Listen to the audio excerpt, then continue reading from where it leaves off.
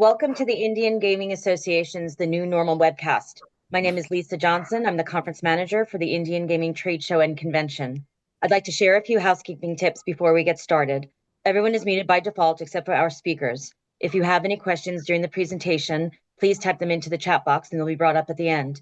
Now, without further ado, I'd like to introduce Victor Rocha, conference chairman of the Indian Gaming Association. Good morning, everyone. Thank you, Lisa. I hope everyone's doing good. Welcome to the new normal, your go-to source for in-depth discussions on the gaming industry and critical issues shaping Native American tribes across the United States. I'm Victor Rocha, and joining me is my co-host Jason Giles, Executive Director of the Indian Gaming Association. And we have a special guest again, our dear friend Ed Gallo. Ed, welcome. How are you doing, my brother? Doing great. I'm getting excited. We're down to the wire. 4 weeks left. Well, Ed, I'm glad you came. And Jason, thanks again. I hope you're doing good over there in DC. I heard you guys had an earthquake last night. So I hope everyone's okay. Hope Right. they're sheltered.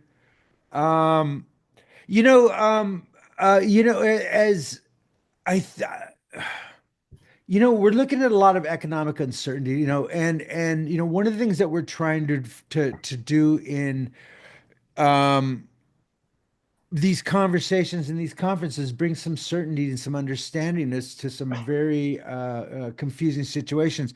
As Tuesday at 12 p.m., the president enacted tariffs and the stock market went in the toilet. There's a lot of uncertainty. Now they're talking about, stopping that again, renegotiating. But in the meantime, prices are going up. If the tariffs hold, the cost of a slot machine is going to go up. Food is going up, H&R. And you know what? We kind of anticipated this. We kind of knew there was going to be a lot of chaos, and we wanted to bring again some certainty in the midst of all this insanity, really. You know what I mean? We've never been in an economic situation like this. The pandemic was one thing that was shut down. This is completely different. But I think at the core of this, I think it will settle down. We will figure out how to do businesses, whether prices will rise, what's going to happen. That's all to be seen. Unfortunately, Darren Dorsey couldn't make it in from AGEM. But we kind of anticipated this, and I think we put together an agenda that addresses a lot of issues, that talks about the growth, that talks about uncertainty, and talks about the things that we do know that we can control. Right. And so let's So, start going. And also, I want to welcome everybody that joined us. We really appreciate it. yeah. So, Jason, how long, Well, how long, how long before the show? What do we got? Like 3 weeks or something? 4 weeks? Yeah, pretty much 4 weeks. And here's the thing, next week is a pretty big Indian conference for Indian country, the Res conference in Vegas. They've lost, triple digit speakers from the federal government, and also from tribes are starting to curtail travel a little bit as some of their federal monies are frozen or rescinded. So we want to position IGA, our trade show. We want to make it worthwhile for everybody to get out there, even if there is a government shutdown next week. We need folks there to discuss all the important issues you just talked about. And at the top of our list are the economic issues, because we can sit around and fret about all our federal tribal employees that are losing their jobs, but that's not going to get resolved anytime soon, if ever. I think the cuts will just keep on going through this year, and a shutdown is going to make things worse. But like you said, we've got to focus on the economic engine and keeping gaming moving. And to that end, we have a number of sessions about tariffs, about higher costs, your wages, your raw materials. All those things are going to be going up, and we need to really sit down and talk about how that's going to impact Indian gaming. Well, Because one of the things, I just had a conversation with the head of F&B over at Pachanga, and he sent me a list of things that he's doing to mitigate the costs and try to run, a business, a service industry. We're in a service industry. We provide, at least in California and in tribal gaming, this is a place of entertainment. It's a place of, restaurants and dining and golfing and all these wonderful things. And, during this economic uncertainty, a lot of people will be holding on to their cash to see Right. what's coming on next. You know what I mean? Well, With the I stood in the grocery store the other day near the eggs, and everybody was in shock. It reminded me after 9/11, after everybody was just staring at the billboards. You know what I mean? To see what's going to happen next. Or the signage and stuff like that. I was in New York after 9/11. So I remember everybody just standing. It was the same thing. Everyone was in shock over eggs. But well, listen, we as an industry need to understand what is coming down the road and how do we mitigate this? How do we, at this point, listen, we've been through economic crises, we've been to housing meltdowns, we've been through a pandemic, we've been through all this, and yet we're still standing. So, we've learned a lot of lessons about resiliency. right. And Well, that's one thing that we do very well is we're very resilient, and that's not ending anytime any soon. so if you think about everything in a tribal casino, we could start with the sundry shop, where I bet 98% of everything in a sundry shop is from China or somewhere in Southeast Asia. Uh, boom, that's got 25% tariffs going up. All the food at our tribal casinos is going to go up. Even if you buy it domestically, it's going to go up because the retaliatory tariffs are going to be put right on our farmers from Canada and Mexico. So their food prices are going to be, you know, starting today, supposedly. I mean, I don't know how many times they can, make a threat, put it on, take it off until you just start, ignoring it till it becomes an empty threat. So I think they're probably serious this time. So one of the things we're trying to do is get with commercial gaming, say we have a lot of shared interests here. Are we really just going to walk this next 6 to 12 months with higher prices, presumably higher wages if they can ever, get their immigration crackdown moving? We're going to have a struggle for workers after that. Interestingly, okay, they may have stopped the flow at the border, but they sure as heck are not going after the poultry farms, the construction sites, the slaughterhouses. I mean, we can give them a list of where all the illegal immigrants are. They're not running around in downtown Chicago in any great numbers. They're out working at these industries that the Americans. Why doesn't he go to Coca-Cola and ask the Sunkist people where all the orange pickers are? So, I mean, it's simple stuff, but we want to walk with commercial gaming and give this administration a lesson that, look, our people, our customers depend on disposable income.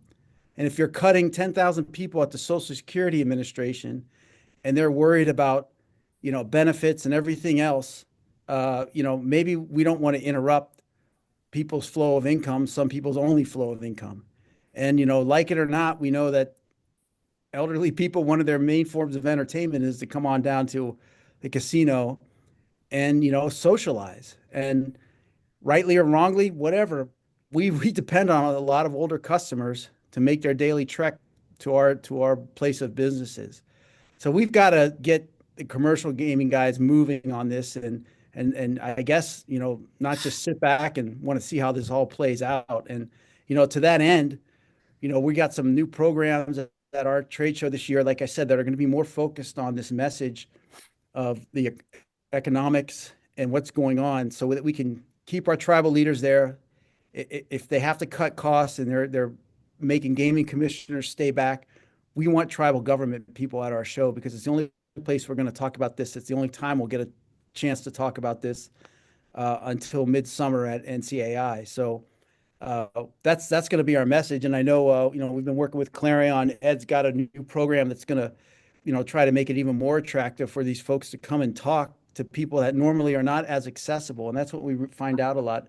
Yeah, decision-making. let's talk about those. We've created a series of special events. Besides the education sessions on a Tuesday and the trade show events on Wednesday and Thursday.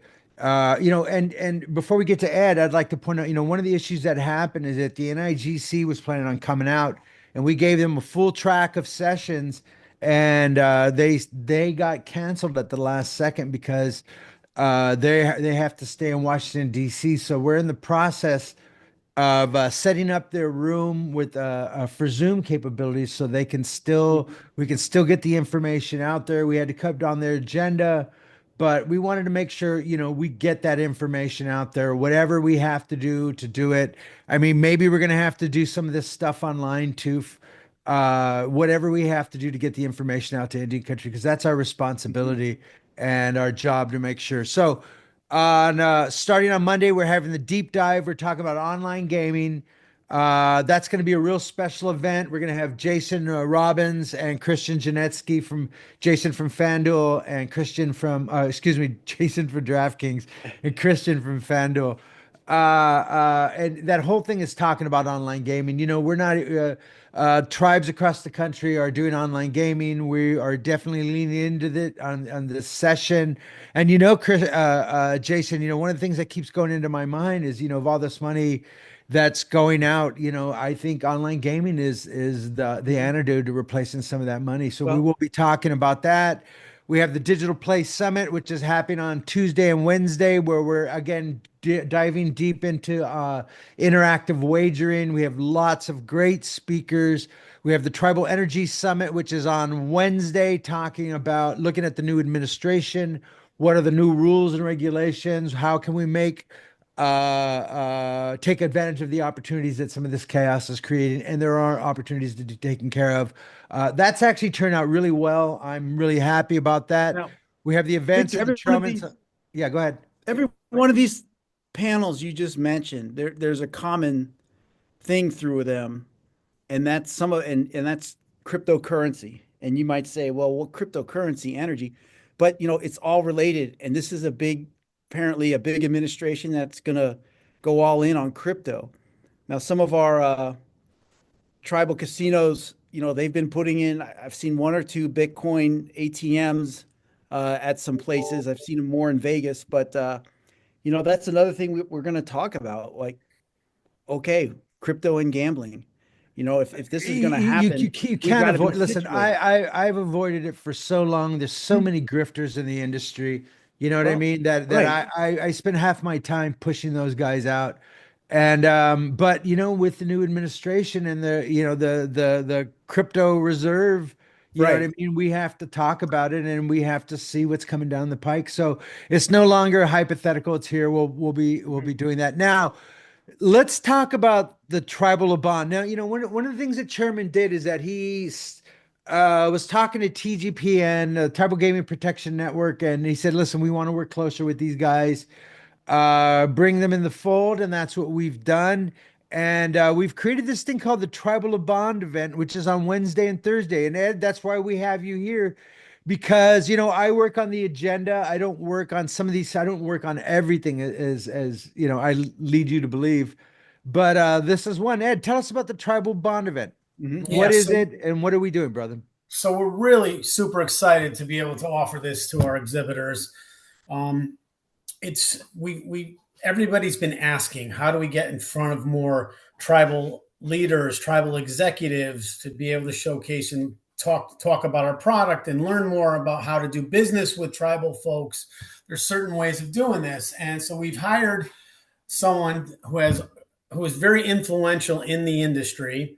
Her name is Frances Alvarez, and she's putting this together, and she's going to help vet our exhibitors and match them up with the right people. So basically what it is you're going to get a full hour. We're doing it on Wednesday, 12 p.m., 1 p.m., 2 p.m. There's going to be a bunch of sponsors that are going to have the opportunity to meet with 7 to 8 different executives. It's probably you get 5 minutes or so with each attendee, and then afterwards you'll get about 20 minutes to network with them in the lounge after those little meetings, or speed dating as we're calling it. And hopefully you're going to the end goal is to set up some appointments or be able to continue the conversation in their booth where they can discuss their products, services that they have to offer. So you're going to learn, like I said, how to, Frances is going to be your concierge. She's going to vet you. She's going to talk to you about who you're looking to meet, et cetera, et cetera. And then they're going to get matched up. You're not going to get matched up with people you do not want who want nothing to do with you. It's not going to be a waste of time. It's going to be people that, are going to know about your product or know about you. And you're going to get the list too of people prior so you can prepare for them. and you're going to also have an educational toolkit that's going to include guidelines and best practices and how to gauge these folks. And Ed, that's really important because some people don't, and we've seen this forever. You know what I mean? And you would think at this day and age everybody had figured it out, but it's important to understand, when you're dealing with executives to have some guidelines and rules, and don't do you guys? I didn't know you guys wore regular clothes, which is kind of silly. You know what I mean? Hey, I just spoke to an elementary school a month ago, and they asked if we lived in teepees. So it still happens. But Ed, this is something that was demanded, and I mean was asked for, and we kind of everything that we do is kind of to that event. We're of two minds. We want to create the education for all the tribal people and the business and stuff like that, and then we also want to create business opportunities for people coming to IGA, and that's what makes us so unique, is the fact that we are business and networking and education and stuff like that. And, we have to talk government, we have to talk policies, which you wouldn't necessarily get at ICE or even a G2E and stuff like that. And that's what makes it unique. But with this one, we're talking about meeting business peoples, GMs, slot managers, table game managers, the kind of people where you can get your products and you want to talk to, because, that's always been the mystery, is how do you get through the front door? We did a phenomenal session at Foxwoods around that, is how do you get through the front door? And I remember we pulled the guy out of the back, who's the one that, they said he never comes out, nobody ever sees him, but this is the guy that you have to get through to get to our businesses. And so we're trying to make that easier and make it more business friendly. And especially in these economic times, I think that's even more important. I apologize for not having Francis on too, because this was at the last minute. And so we got Ed. And so Ed, how do they get in touch with Francis? What do they do? What's the process? So basically the process is getting in touch with me first. We have a limited amount of folks here. We're limited to 15 to 20 companies max. Okay. And it's a minimum fee of $2,500 to participate in this program. Once you sign up, and anyone can feel free to email me if you have further questions, call me, I'll talk you through it. Once we get you on board, every week from now to the show, Frances is going to get a list of people that are participating, and she's going to start reaching out to you and vetting you and teaching you how it's going to work. And then eventually giving you the list of people that you're going to be meeting with. And so, like I said, so you can prepare. And she's going to be a full service concierge. You'll have access also to that lounge area for the 2 days, that if you're a participant of that. This program is for one person, maybe two people max. We do not want to send 3, 4, 5 people to a table to overwhelm these folks that are participating in it. You're more than welcome to bring them back to your booth and have at it how you see fit there. But we want to keep this intimate and a great way to network with people you've never met before. Well, you know what? That's the first time we've done it. I know we were approached by Francis to do it. Oh no, I believe this was a Clarion event, and Francis agreed to do it, which is great. Great opportunity. The Tribal Gaming Protection Network, I believe this fits in nice with their mission. Also, they're doing a breakfast on Wednesday before the ribbon cutting. I believe that is like 8 to 10 or something like that. And that's correct, right, Ed? Something like that. Yeah, and it may have been shut down at 9:30 on Wednesday because of the ribbon cutting. Yeah, I think it was like 9:45. It cuts out like 15 minutes before, if my memory serves me right. So you know what? And that's great. In the morning, come down there, get coffee, get something to eat. And I think that's something that's been missing for a while. I like to eat before I work. Although at these trade shows, I don't eat as much as I normally do. I'm sure we're all that same way. I put on a lot of miles and stuff like that. So again, that's going to be, and I believe that's open to, now who's that open to? Do we know, Ed? Is that open to the public, or do they have to sign up with TGPN to go into the breakfast? I believe they have to sign up through them because there's probably limited seating in there as well. But I could try to find out that actual more information. So if anybody is interested in that, please shoot me an email, edward.gallo, Gallo, at clarionevents.com, and I'll get you in front of the right people so we get you the right information so you're not running around looking for it and whatnot. Jody Delasio put something 8 to 9:20 breakfast for women honoring. I guess that's on at the breakfast. Is that the same thing, Jody? At the same event? And invite only. I can't. Yeah, she says correct. And so the breakfast is invite only. So yeah, you have to come in. You can't just stop in. You have to let them know ahead of time. And I guess that makes sense. They want people to know who's going to come and they can, stuff like that. So, again, Ed, repeat that again. They reach out to you, right? Yeah, everyone, if you're interested in Tribal Bond as well, and again, this is for exhibitors only. If you're not an exhibitor, we could talk about a similar type program, but the fee is a little bit higher because people are spending a lot of money on the show floor being exhibitors, and that's why the cost is at $2,500 for them. But again, it's edward.gallo at Gmail. Edward.gallo at clarionevents.com. I'm happy to talk more about this program. Again, we are super excited about this. I've been asking for something like this for the last 5 years. We do it on our other events, different type of formulas. But this is a great way to dip our toe in the water here. And I think it's going to be amazing for people that participate in it. Well, listen, it's pro business, it's pro opportunity, it's pro deal, and we're always into that. Um, wow, that's great. Do we know Jody, what are you guys serving? Just kidding. So, all right, let me get back into my notes. Thank you, Ed. I really appreciate that. And that's a new titles that we're doing. And again, to create more business friendly opportunities. Again, everything we do, everything I do is done towards creating more opportunities, more driving more deals and stuff like this. And this is just one more thing that we're doing to make it more business friendly. All right, Ed, thank you very much. Thank you all. See you all in 4 weeks. All right, brother. 4 weeks out. Bye-bye. Yeah, thanks. And Victor, a couple of the other oh good. Ed put his information in the chat for everybody.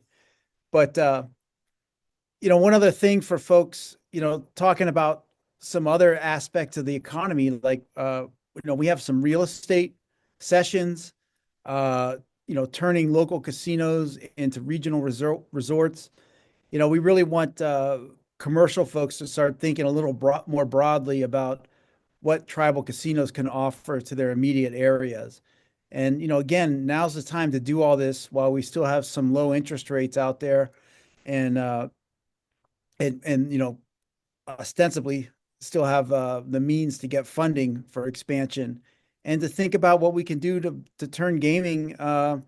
Victor, I feel like we've been saying it for 10 years about how it's an older customer base and the gaming floor is going to change. I mean, largely the gaming floor still pretty much looks the same it did 15 years ago. But man, if you're introducing crypto, if there's going to be sports prediction markets allowed on Wall Street, our floors are going to look differently, and AI is going to just force all of that on us, and it's going to be a different world out there. And whoever adapts to that first, and as usual, I think tribes are in the best position because you're not some huge, if you take a place like the Venetian and Palazzo, for them to redirect course and have an entirely new gaming floor and a way of doing business, Victor, that's going to take, years or a ton of money up front. Whereas, a lot of our tribal casinos are just out there serving the local communities, drawing off of the people that they have. They can do some of this stuff overnight. And we've had people on this podcast that said, they're bringing in AI to do their financial accounting. They're bringing in AI to do their casino security because, AI never sleeps. So I feel like tribes, and if we can just get the information out there, they can start to make some of these things on the margin and make it more attractive for the next generation of gamblers. Because I honestly don't know how long slots and everything with the way you look at what kids are gambling on today. Even sweepstakes. If you look at what they're doing with their gambling, the fact that sweepstakes is even popular, there's something to it, right? Because you sign up, you do all this, what I say, nonsense, and you get free coins, and then you convert those into the real gambling, and then you do your real. but I guess people are looking for entertainment like that, and maybe the slot machines need to have secondary and tertiary games involved to keep people's interest. People just got to start thinking out there about what the younger audience is going to want to play when they come into a casino. So all these things are going to be on display at the trade show, and you've got your sessions are coming out, soon. They're most of them are out. Lisa said they're out. I don't really check the agenda. I have enough to worry about than having to worry about. I just have to trust my team is following them behind me. But Jason, if you take an example of what we've done, we have the Indian Gaming Association Energy Conference, and people are going, well, why are you guys doing an energy summit? And what we did is that we did a tester up in Washington, and we found there's a real need in tribes to look at energy, look at renewables, look at microgrids, look at ways of lowering costs and diversification into energy and stuff like that. And what we did is that we decided to I in November after the election, I knew that things were going to be changing. So we leaned into where I thought the administration was going to be landing.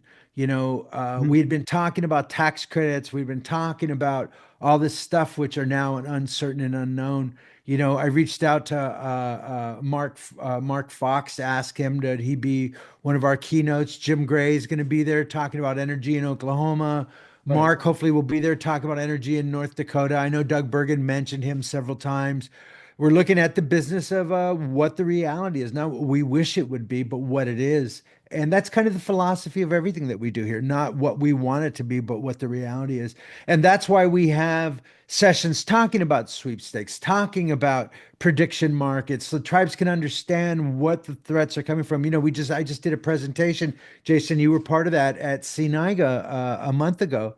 And it was a very powerful presentation about the threats that are looming around Indian country. But we have moved into the entertainment business. We're beyond gaming. If you Right. go to Europe, and we were just in Barcelona, Jason, and the casinos there are strictly casinos. You're not supposed to eat. They want you to go out. Where the casinos in our industry, we want you to stay for a set amount of time and enjoy.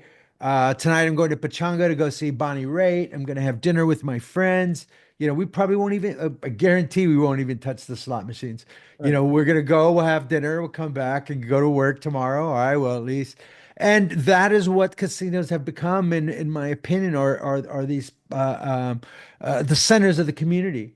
So, we're looking at that. We're looking at the reality. We're looking, like you said, we're talking to F&B and how to do better business, how to recruit, how to keep your employees, all the stuff that the fundamentals of running a good business that we've been doing for a while, which I think we're really hitting our stride right now, is and especially with this uncertainty. And again, feels no different than the pandemic or the collapse in 2008. I think one thing that we've learned Right. in Indian country is that in times of crisis, we know how to cinch up and ride these storms out, and that's what we're going to have to do. But Right. it's hard to ride a storm out if you don't know where it's coming from and what kind of storm, what you're doing. So, do you hide in the bathtub? Do you go in the basement? Or do you tie Right. yourself to the tree and ride it out like Ulysses? You know what I mean? One thing So, again, One go thing we ahead. know, Victor, I mean, just today, ADP, the payroll company, reported, one of the lowest e- expanding payrolls in over a year. Only 77,000 new people were added to I the saw payroll. that. Yeah. And Yeah. their expectation was 143. Generally, you'd like it around 200,000. But it's so we're seeing the slowdown now. Now the interesting thing about it, and I think it'll be overlooked, but some of the media guys did it. CNBC did a good job of covering it. You would just assume, since they've been slashing so many federal jobs, that was the reason it was so low. But actually, that sort of held steady. It was actually up a little bit from January. So where was the job loss? And it was in the damn service sector. Right. So that's our area, and it's troublesome if they're already having trouble finding people. Whether that's again less people coming over the border, whatever it is with our back back area chefs, back area cooks, hotel staff, all of that. We know where we get our labor from. So uh, the challenges are coming, and we're going to keep waking up every other month and be like, oh my God, I can't believe this is happening. But I really think our trade show at the end of March is going to be situated to sort of help our industry survive some of this. As long as we know it's coming, you can start to take action now to maybe make bulk purchases now for your sundry shops and other things like that. So I mean, it's tough, but we're just trying to help the folks out. And I'm telling you, the biggest thing is we want to start looping in the commercial guys to get a message like, no, we're not going to just sit here and watch unemployment creep up, costs creep up. That's just not acceptable because our industry gets hit fast, and it takes it on the chin quickly, and then it takes a longer time for it to come back. So that, like you said, the Great Recession showed us that. And again, isn't it weird, Victor? We hadn't had inflation in 30 something years. It was up over 9% annually. Everyone was freaking out, but you know, we'll see what they do when interest rates are rising. That'll be the next one where everyone will be freaking out because I don't think anyone can remember when we've had over 5% interest rates, other than me and you. So 70s. yeah, You have exactly. to go back to the 70s when I was a kid, Yeah, and they were double digit back then, and Yeah. I moved didn't understand it along. then either. I know people You got know, stuff done, but but listen, I think it's important that listen, we're still going to be doing business. We need how to run better businesses. Obviously, if the consumer is freaked out, if they're not feeling comfortable, they're going to hold on to their wallet to see which way is the wind blowing. But I saw right, an interesting article yesterday talking about the state of New York. And they're saying federal workers, if you lost your job, come to us. You know what I mean? We have, 7,000 job openings in the state of New York, and they're reaching out to these federal workers. I think the tribe should be doing something like that. yeah, We're there you always go. looking for good That's a good workers. idea. And so I just created a session yesterday talking about HR retention, stuff like that. There's a couple people I'll be reaching out to. Diane Ristal, you'll be getting a call from me. Um, and I think that's very important. We have to look at the situation as they are, not how you want them. We have to react to what's happening, what's coming down the road, not how we want them. And that's kind of our job, Jason, is to Right. provide some calm voices in the storm. And that's exactly what I think we're doing. Yeah. So, and going forward, and kind of what I said too, about online gaming and the revenue, if you look at the shift and the amount of money that online gaming, I think it's very important the tribes have to position themselves. I think you going back to sweepstakes, and the big issue here is everyone's talking about how iGaming has slowed down, sports betting there, iGaming, because it's slowed down, that's creating the void that sweepstakes and the rest of these guys are going to fill. Yesterday, the state of Nevada filed a lawsuit against Kashi saying that this violates the gaming in Nevada and stuff like that. So you're starting to see that pushback.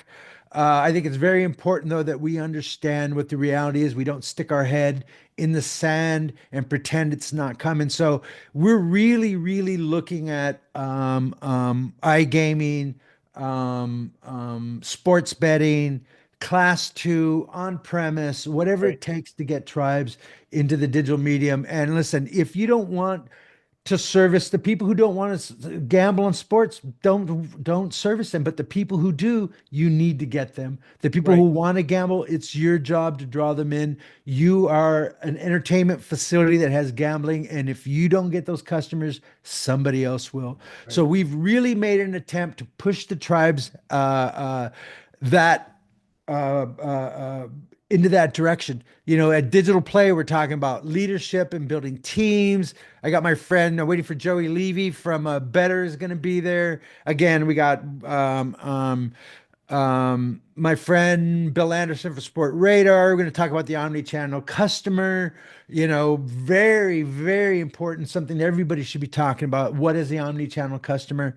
We know if you don't know it, then you need to show up.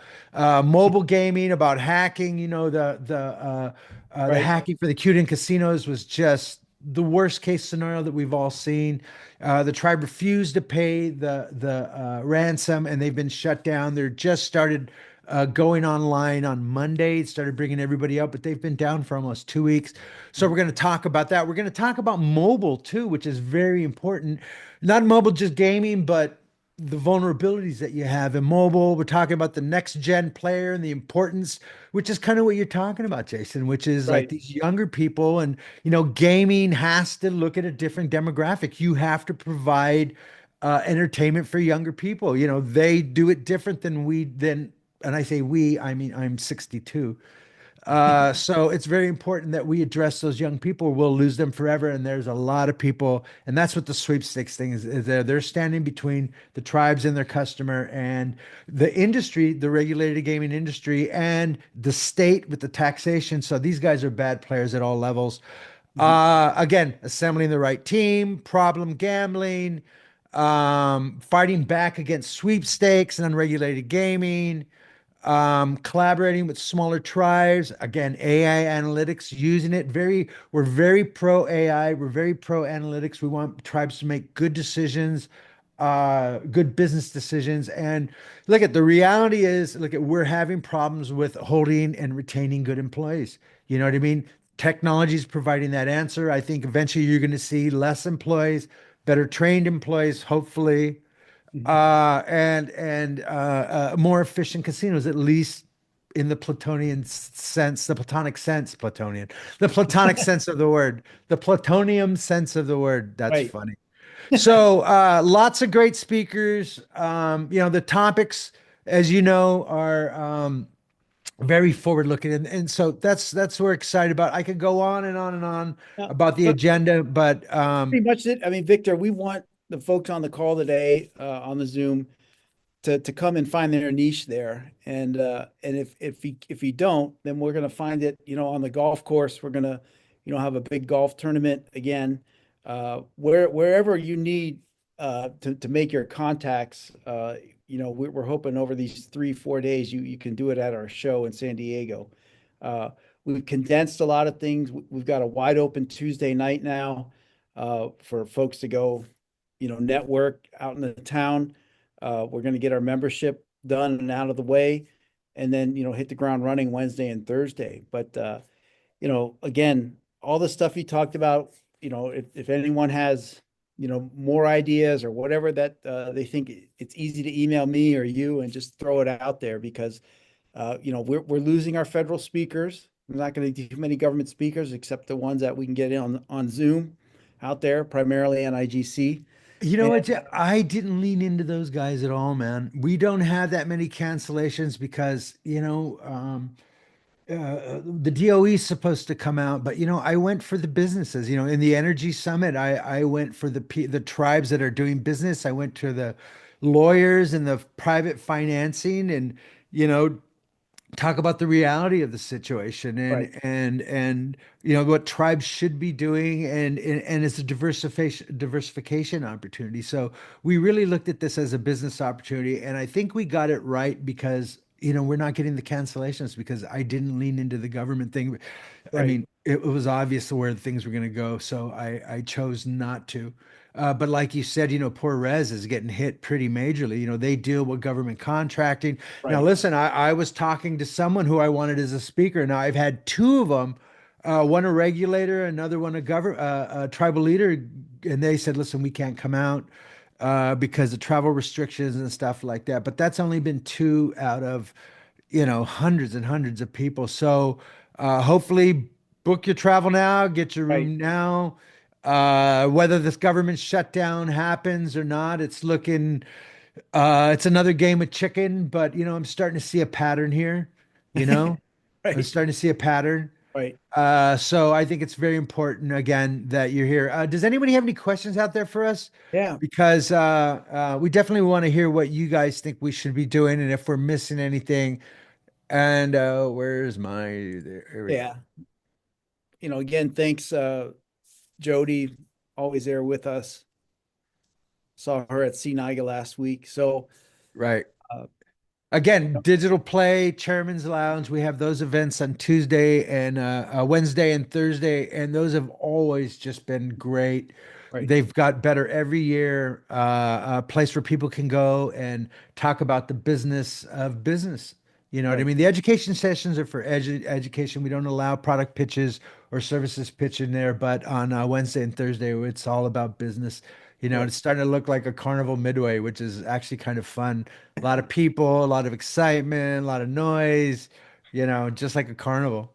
So it looks, Oh, I mean, there's no better way to get your business out there at our show than, even just, you know, sponsoring something at our board meeting for God's sakes on a Sunday night. You might not think that's anything, but we've got all tribal leaders at our board meeting Sunday night.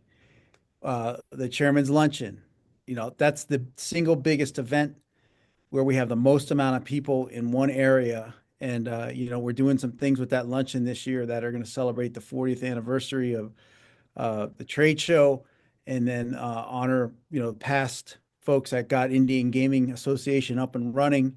But a lot of those folks are very influential back at their tribes and their casinos. And if you've got product and you need to talk to those types of people, that's where it's going to be. And if your name is in lights up there, your company's name, they're going to remember it. So, and I have to admit, if you're one of these companies that is more on the cutting edge, more in terms of technology, whether it's sports betting, mobile, all energy.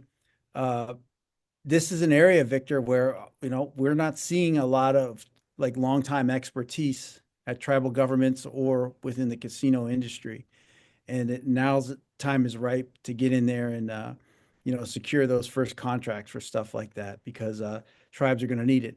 Even something simple, Victor, as like the casino's internet capabilities. They've got to look beyond just serving the hotel and the people on the floor. They've got to get ready for mobile sports betting. They've got to get ready for statewide, uh, you know, sports betting and even casino gaming. well, we have a session about that too, which is, it's very important. I mean, if you don't have that internet backbone on there, you're not going to be able to keep up. And we Mhm. do have sessions on that very subject. Mhm. So, Right. we're looking at it at all levels. Again, it's very important to me that tribes understand where we're going and that they meet the future on their terms and are not freaked out by the changes that are coming. You know what I mean? So it's Right. very important. Again, the housing crisis in 2008 was just terrible. You know what I mean? We all learned how to become, we had just discovered the success of tribal gaming and we were growing at this exponential rates. And all of a sudden, we hit a brick wall and the tide went out and some people were wearing pants and some people weren't. Right. But in the long term and now from behind, I think it was best for the tribes because it really taught us how to be responsible business owners, how to be responsible, not just lottery winners, but business people and Right. entrepreneurs, and you know what I mean. So in a lot of way, I think that's why we did so well in um, the pandemic because the tribes had things. Not everybody, but a lot of them had they did become better. They had tribal financial funds and finances, and some of them did and some didn't. But I think we've had that conversation since, and you've seen learned tribes have adapted those. And so again, another crisis. It's very important to get together and share the information and Zoom calls and the internet just aren't going to do it, man. You Right. got to get there, you got to network, you got to be on the ground. Everyone will be there. We hope you're there too.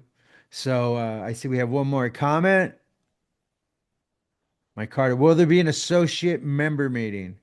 Yes, that'll be Thursday morning, and we'll set that up. It'll be in conjunction with our final board meeting, and we usually have associate members in there and get a lot of their ideas. It's been tough, our associate member program. We thank you guys for continuing to support it. Uh, you know, look, we're taking that final step to complete this darn Indian Gaming Association headquarters building.